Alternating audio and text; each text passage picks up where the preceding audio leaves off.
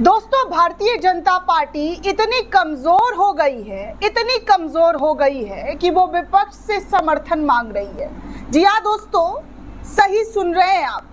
विपक्ष से समर्थन जो है मोदी सरकार के जरिए मांगा जा रहा है। मोदी सरकार क्या इतनी कमजोर हो गई है कि उनके सहयोगी दल, उनके अपने पार्टी के नेता, सांसद मोदी जी का समर्थन नहीं कर रहे, जो इंडिया गठबंधन से विपक्ष से समर्थन की गुहार लगाते हुए नजर आ रहे हैं। दोस्तों, 2 साल का कार्यकाल मोदी जी का टिप टॉप रहा, क्योंकि पूर्ण बहुमत वाली सरकार मोदी जी की थी।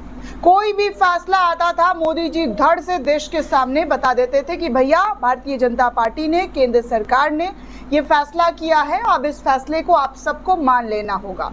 लेकिन इस बार का कार्यकाल उनके लिए बहुत टफ हो गया है, और कुछ दिनों से तो और ज्यादा टफ हो गया है दोस्तों, क्योंकि विपक्ष ने पूरी तरीके से भाजपा सरकार की घेराबंदी कर ली है। ऐसी घेराबंदी कर ली है कि जनता के बीच अब भारतीय जनता पार्टी को शक की निगाहों से देखा जा रहा है। अब देखिए ना, जो सरकार एक बार में अपने फैसले लाती थी और लागू कर देती थी, और यही मीडिया ताल ठोक ठोक कर प्राइम टाइम शो चलाता था, मजबूत नेतृत्व का, मजबूत सरकार, लेकिन अब वो मजबूती खत्म हो गई है। मोदी जी लगता है कि अपनी ही पार्टी के अंदर भारी विरोध का, जी हाँ, भारी विरोध का सामना कर रहे हैं। अब दबे छुपे मीडिया के जरिए भी आवाज उठने लगी है।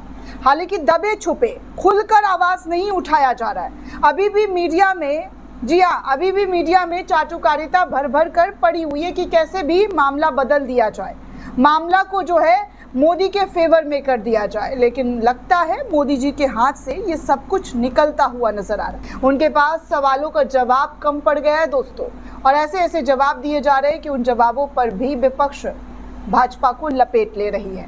खैर, आपको बता दूं दोस्तों कि इस वक्त हमारे देश में उपराष्ट्रपति के पद पर चुनाव हो रहा है, होने वाला है।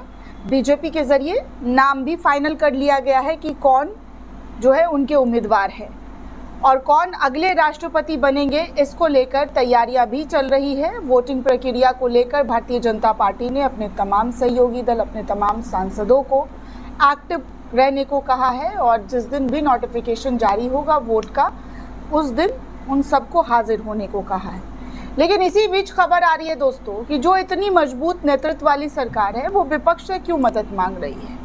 दरअसल दोस्तों, एनडीटीवी इंडिया के हवाले से एक रिपोर्ट सामने आया है, और इस रिपोर्ट में कहा जा रहा है कि उपराष्ट्रपति चुनाव के लिए सरकार ने विपक्ष से समर्थन मांग लिया है। जी हाँ दोस्तों, यकीन नहीं हो रहा है आपको, लेकिन यकीन कीजिए, ये एनडीटीवी का रिपोर्ट है, और एनडीटीवी ने इस खबर को शेयर करते हुए लिखा है कि सरकार ने विपक्ष से अब समर्थन मांग लिया है। क्या मोदी सरकार अल्पमत में हो गई है?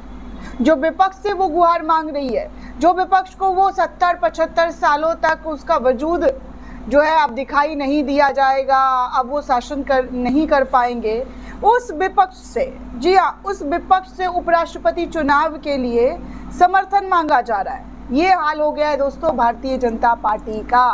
भारतीय जनता पार्टी बुरी तरीके से, जी हाँ, बुरी तरीके से अब अपने सहयोगी दलों के हाथों में भी, जी हाँ, उनका पकड़ छूट रहा है, क्योंकि जो जो रिपोर्ट सामने आ रही है, उन रिपोर्ट को अगर सुना जाए तो कहीं ना कहीं वो ऐसी खबरें सत्य साबित हो रही है। मतलब मोहर तो नहीं लगा है दोस्तों, लेकिन उन खबरों को देखकर ऐसा ही लग रहा है कि मोदी जी के लिए आसान राह नहीं है, क्योंकि जिस मुसीबत की घड़ी में मोदी जी फंसे हुए हैं, उसके लिए उनको विपक्ष का साथ चाहिए, और विपक्ष से, जी हाँ, विपक्ष के सहयोग और सपोर्ट करने की बात जो है की जा रही है।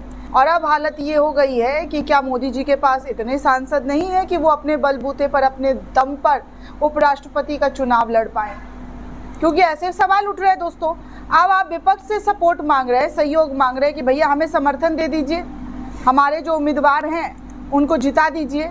तो क्या मोदी जी अल्पमत में पहुंच गए हैं कि अपने दम पर, अपने बलबूते पर, या यूं कहिए कि उनके सहयोगी दल भी उनका साथ छोड़ते हुए नजर आ रहे हैं?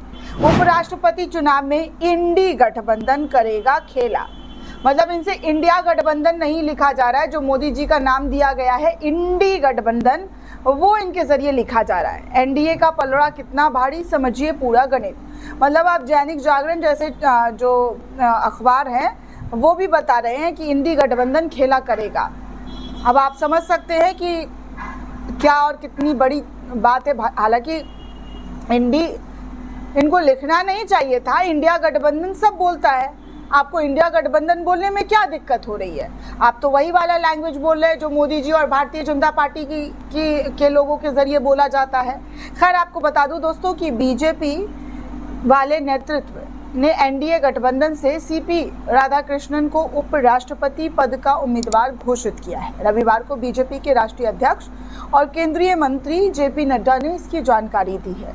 हालांकि बीजेपी अपने राष्ट्रीय अध्यक्ष को भी अभी तक चुन नहीं पाई है। 2 साल से ऊपर हो गया है, जेपी नड्डा ही इस कुर्सी पर बने हुए हैं।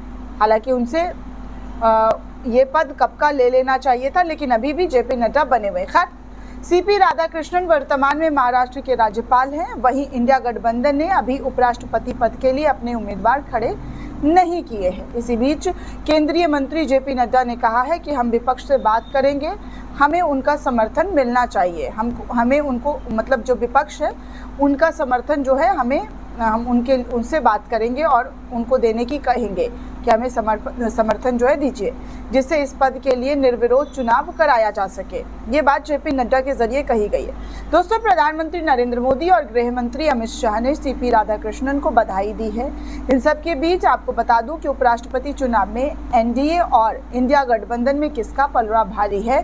हालांकि यहाँ पर ये जो महान अखबार है, देश का जाना माना अखबार कभी कहलाया करता था, लेकिन अब इस अखबार के जरिए एनडीए और इंडी गठबंधन, जी हाँ इंडी गठबंधन जैसे शब्दों का इस्तेमाल किया जा रहा है। खैर, उपराष्ट्रपति पद के लिए दोस्तों चुनाव जो है 9 सितंबर को होने वाला है। चुनाव के परिणाम भी उसी दिन सामने आ जाएंगे। भारत में उपराष्ट्रपति में लोकसभा और राज्यसभा के सदस्य वोटिंग करते हैं। इसमें मनोनीत सदस्यों को भी वोट देने का अधिकार प्राप्त होता है।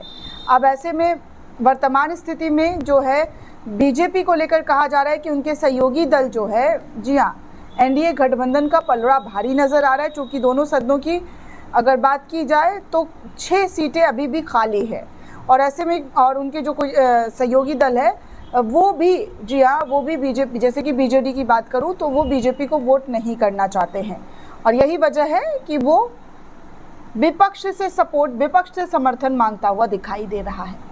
अब आप समझ सकते हैं कि मोदी जी का जादू, मोदी का मैजिक किस कदर चल रहा है, जहाँ पर उनको विपक्ष से सहयोग, सपोर्ट मांगने की दरकार पड़ रही है। अब वो मजबूत नेतृत्व वाली सरकार शायद भारतीय जनता पार्टी नहीं रही है, जिसके वजह से मोदी जी का गुणगान हर तरफ गाया जाता था, लेकिन अब वो गुणगान कैसा और कहाँ तक पहुँच गया है इंडिया अलायंस के मजबूत होने की वजह से, ये सब कुछ आपके सामने है। दोस्तों, इस पूरे रिपोर्ट को लेकर आप क्या सोचते हैं, आपकी क्या प्रतिक्रिया है, हमें कमेंट करके ज़रूर बताइएगा। साथ ही साथ चैनल को ज़्यादा से ज़्यादा लाइक, शेयर और सब्सक्राइब करना बिल्कुल भी ना भूलें। शुक्रिया दोस्तों।